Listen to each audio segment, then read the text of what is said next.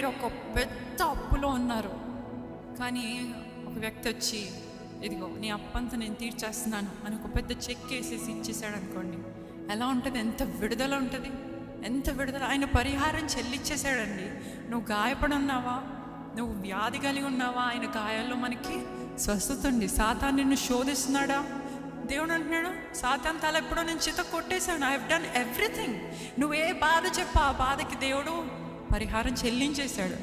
కానీ మనం చేయాల్సింది ఏంటంటే ఆయన్ని అంగీకరించుకోవడం, ఆయన స్వీకరించుకోవడం, ఆయనకి ఇష్టలుగా మనం బ్రతకడం, ఆయన అడుగుజాడల్లో నడవడం. అంతే. He has done everything for అస్.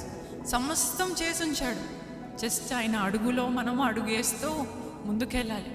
శోధకుడు శోధించిన, సమస్యలు వచ్చినా, వ్యాధులు వచ్చినా, మనుషులు విడిచినా, ఏదైనప్పటికీ దేవా నువ్వే నా పరిహారం, నీవే నా ఆధారం, నీవే నా ఆశ్రయం, నీ మీదే నేను ఆనుకొని ఉన్నానయ్యా. అవునా కాదండి? అటువంటి విశ్వాసం, అటువంటి ధైర్యము, విశ్వాసంతో అలానే